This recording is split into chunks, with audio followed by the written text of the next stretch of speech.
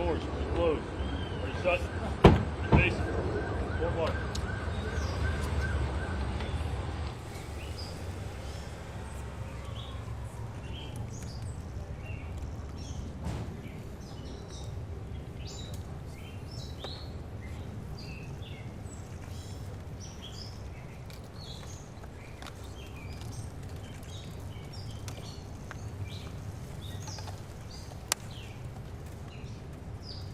Made a great speech.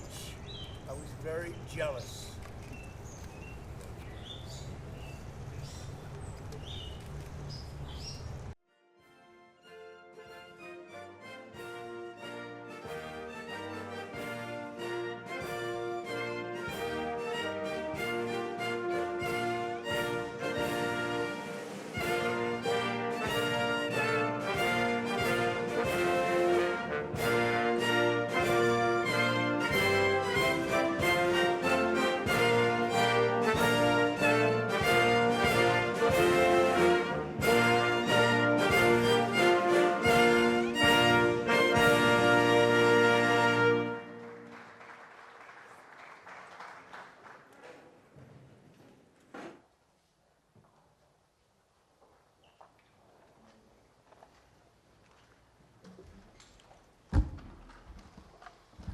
Thank you very much, please.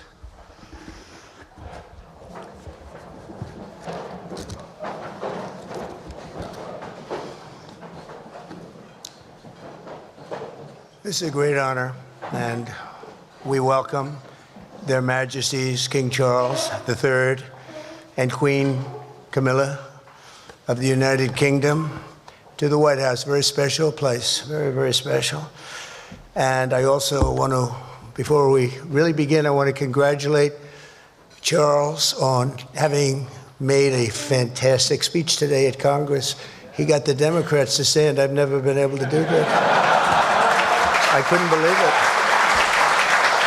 I couldn't believe it. They liked him more than they've ever liked any Republican or Democrat, actually. So I just want to thank you and congratulations. It's not an easy thing to do. That's a tough place. It's a true privilege to have you here for this historic state visit.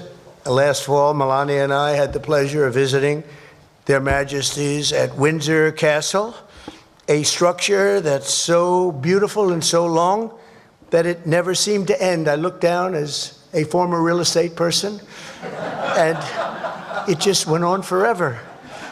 And it was built by a gentleman named William the Conqueror in the year 1070, and I asked the king, I said, was he a nice man, William the Conqueror?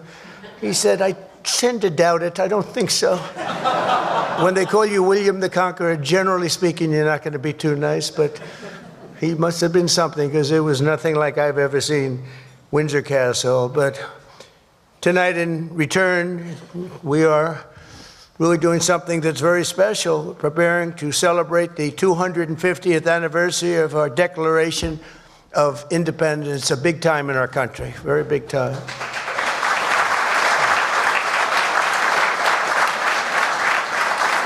And it's only natural that Americans begin this commemoration by paying tribute to the transcendent bond we share with the nation that Thomas Jefferson himself called our mother country.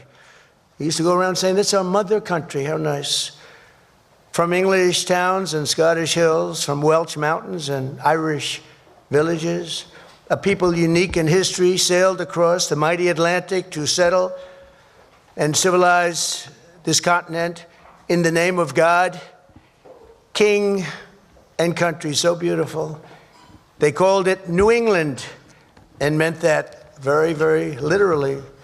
The first Americans saw themselves as free men carrying the forward and central liberties and ancient rights of the Anglo-Saxons into this new and beautiful world.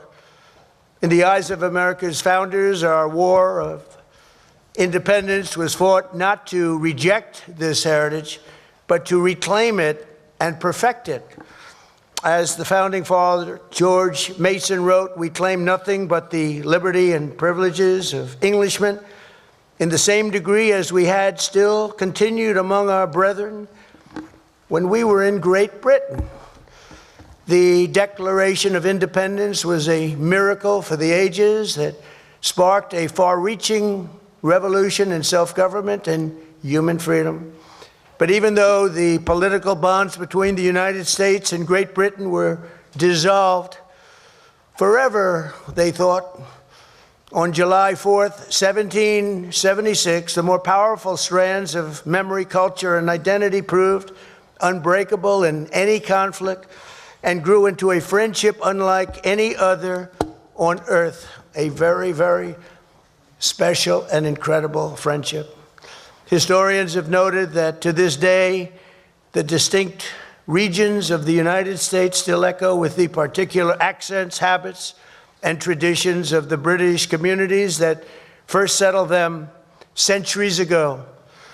The names of half of the original American states refer to members of the British royal family, as do American cities from Charleston to Annapolis, Charlotte to Albany, and even the place where I grew up and actually loved very much, Queens, New York. Who would have thought?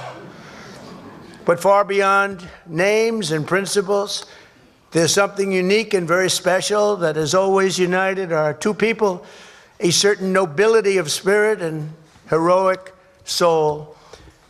The same audacity that called a small island kingdom to rule the seven seas, and rule them you did, inspired the children of 13 American colonies to explore a great frontier and a very, very dangerous frontier and settle what was known as the Wild, Wild West.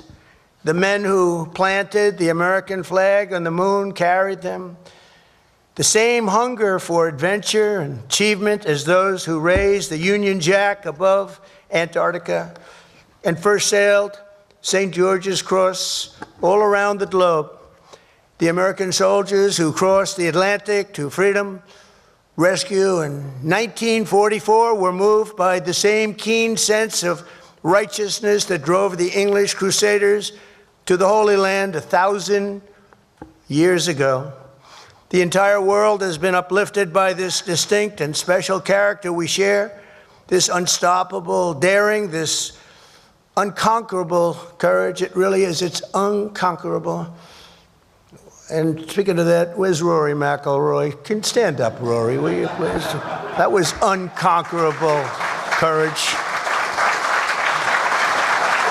That was very good, Rory. I don't know if that helps them talk about how wonderful the speech, but I had to interrupt my speech because I watched that man win a tournament. That was a tough one. Congratulations. Very proud of you. All right, now I'll get back to my speech, Rory, okay? But it was unconquerable courage, this inexhaustible supply of ambition, ingenuity, and resolve. From the trenches of World War I to the beaches of Normandy, from the frozen hills of Korea to the scorching sands of North Africa and the Middle East. And we're doing a little Middle East work right now, two of you might know, and we're doing very well. We have militarily defeated that particular opponent, and we're never going to let that opponent ever, Charles agrees with me, even more than I do, we're never going to let that opponent have a nuclear weapon. They know that, and they've known it right now very powerfully. But our countries have stood together, defiant and triumphant against the forces of communism, fascism, and tyranny. Together we have expanded the reaches of human knowledge and endeavored always to make this world safer, more prosperous, more just, and more free. Ours is a treasured friendship, an eternal bond, and a true story of extraordinary heroism and skill. A lot of skill, tremendous skill. History has known no more powerful force than the combination of American patriotism and British pride. The British Empire that began here in America certainly did not end here. The sons and daughters of the British Isles went on to found more countries and spread more civilization than any nation before. They built an English-speaking world upon which the sun never sets, and provided an example to which free people will always turn, that always turn. They have such love and such respect. Today, most of Britain's former colonies have no idea what they truly owe to this towering legacy of law, liberty, and British custom that they were given. We were given that, and it was a great, great gift. Tonight, on the eve of our 250th year of cherished independence, we turn to the sovereign embodiment of our British heritage and say sincerely thank you to our friends, the United Kingdom, for the richest inheritance that any nation has ever given to another. May our two countries stand together forever for liberty, for justice, and for the glory of God. Ladies and gentlemen, I offer a toast to 250 years of American freedom, and very importantly, to a great man, His Majesty, King Charles III. Thank you very much.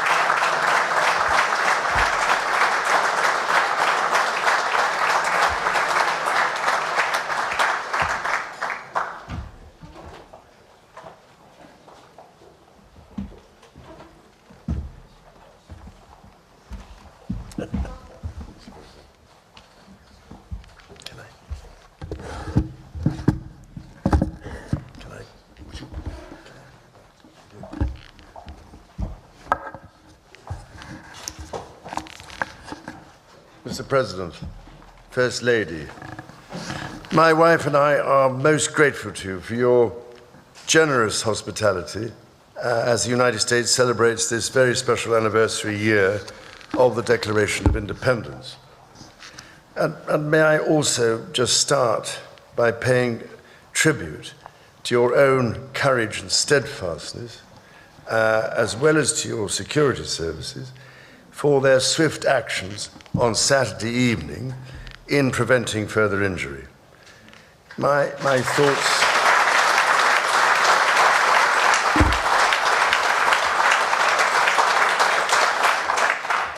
thoughts and sympathies are very much with you, the First Lady, and all those guests for whom this must have been a very upsetting incident. As the words of that famous anthem remind us, this is the land of the free and home of the brave, as your own response demonstrates. What used to be called in the last war in the United Kingdom, keep calm and carry on. I now realize, ladies and gentlemen, to my amazement, that my first visit to this remarkable country was over 50 years ago. And, Mr. President, the golden threads of history and heritage between our lands are also embodied, as you mentioned earlier today, in your own family and your own family story, whose roots trace back to the beautiful landscapes of Britain's Outer Hebrides and continue, as we know, in the great golf courses of the Highlands. I can only imagine the immense pride with which your own dear mother, indeed both your parents, must be looking down on the great office to which you have been elected for a historic second term. And if I may say so, it is a particular pleasure to be back in this wonderful building, the heart of your democracy. On this occasion, I cannot help noticing the readjustments to the East Wing, Mr. President, following your visit to Windsor Castle last year. And I'm sorry to say that we British, of course, made our own small attempt at real estate redevelopment of the White House in 1814.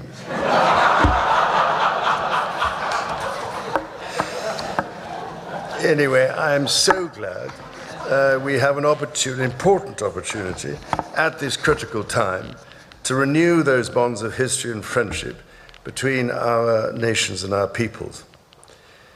2.5 centuries ago, the United States of America was founded through an audacious and visionary act of self-determination. From the beginning, the American character has been defined by courage, tenacity, and the spirit of adventure.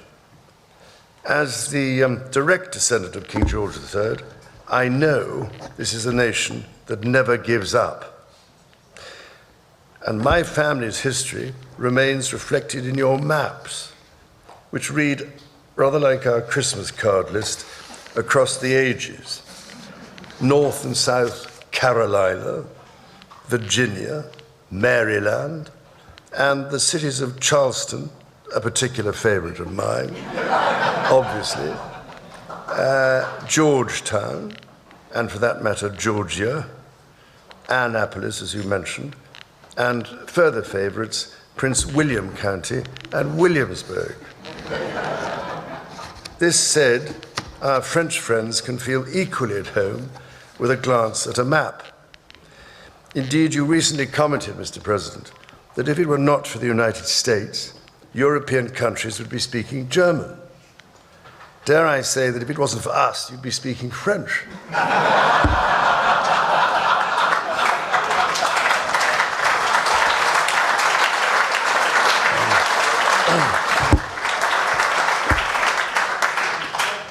Of course, we both love our French cousins greatly, and we three estates are not only bound by our shared values, but by a profound belief that together we are more than the sum of our parts. Out of the fires of a bitter and bloody Revolutionary War, the triumph of the father of this country, George Washington, and his fellow founders, was to forge a democracy founded upon the rights to liberty and the rule of law. The story of Britain and America is one of reconciliation, from adversaries to the closest of allies, not always perhaps following the straightest path. As you said yourself, Mr. President, during your own state visit at Windsor Castle last year, ours is an unbreakable bond of history and heritage, culture and commerce, industry and invention, and we are determined to face the future together. Tonight, we are here to renew an indispensable alliance which has long been a cornerstone of prosperity and security for both British and American citizens. Our people have fought and fallen together in defense of the values we cherish. Across the ocean and from coast to coast, we have traded, innovated, and created together. We've stood together through the best and worst of times. However, the challenges we now face, from those who wish us harm across the world to balancing the risks and opportunities of powerful new technologies, to the threats to the very international rules that have allowed us to trade and have kept power in balance for 80 years, those challenges encourage us to reaffirm tonight the basis on which our partnership has been built. And yes, we have had our moments of difficulty, even in more recent history.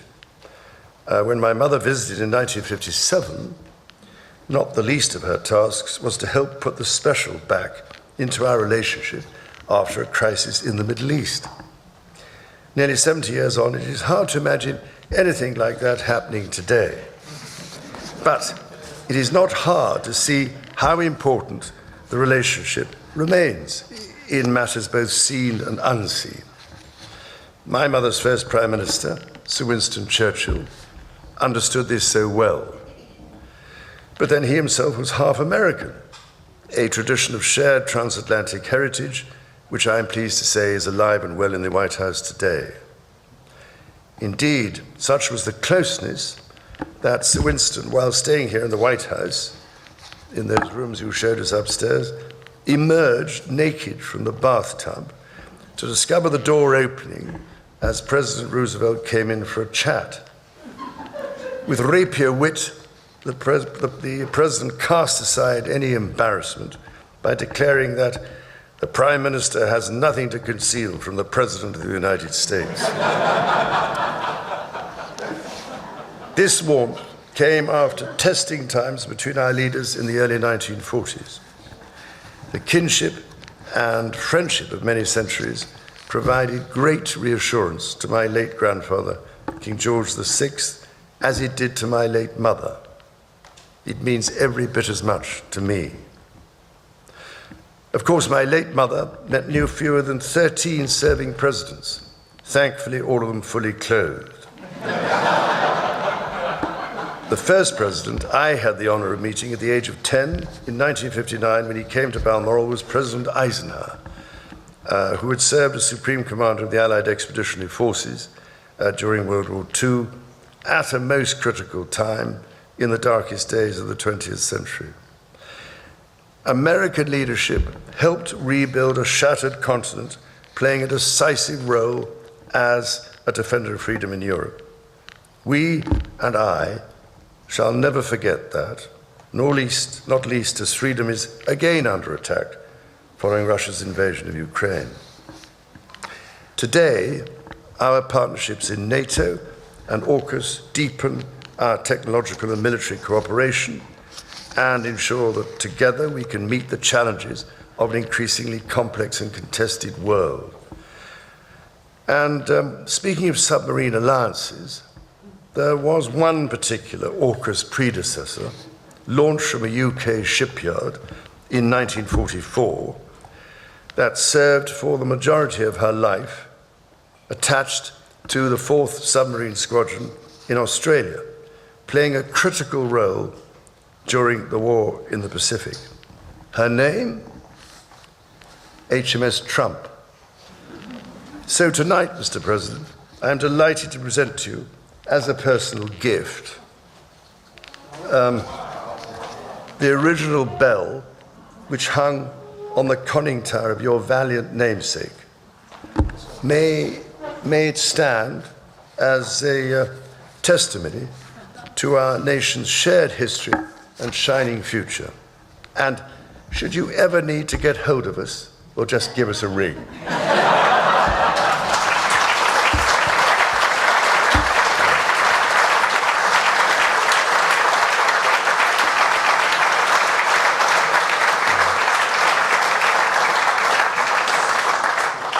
For 250 years, the ingenuity and imagination of the people of the United States have been an inspiration to the world.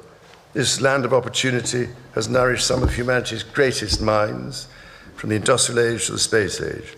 So many miracles of the modern world have been and still are invented in America. Indeed, we have followed the voyage of Artemis II, or Artemis II, as my family and I might like to call her, with close attention. Now, I know you have big plans for the moon, Mr. President, but I've actually checked the papers, and I rather suspect it is already part of the Commonwealth, I'm afraid.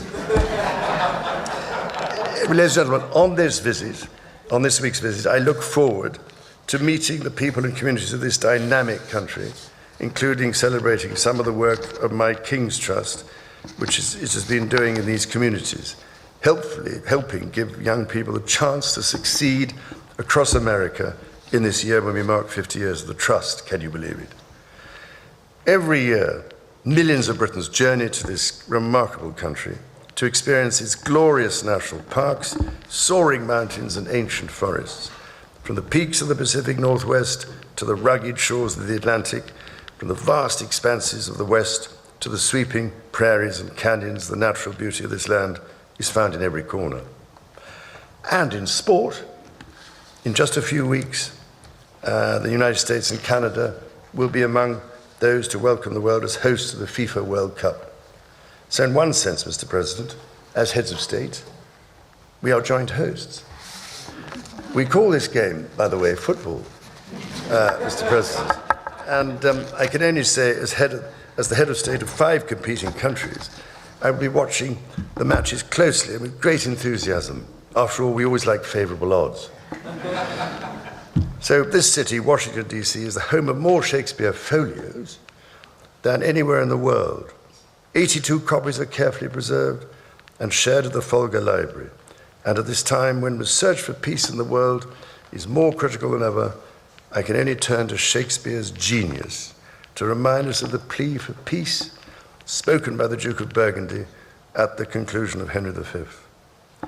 My speech entreats that I may know why gentle peace should not bless us with her former qualities. Thank you, Mr. President and Mrs. Trump, for your splendid dinner this evening, which, may I say, is a very considerable improvement on the Boston Tea Party.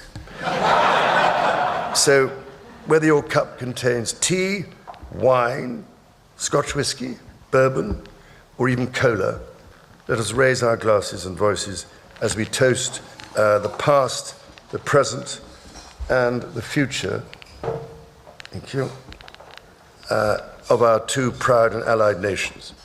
To the United States and the United Kingdom, God bless both our countries. Thank you very much. Thank you, everybody. There's your great job. That's so beautiful. That's really,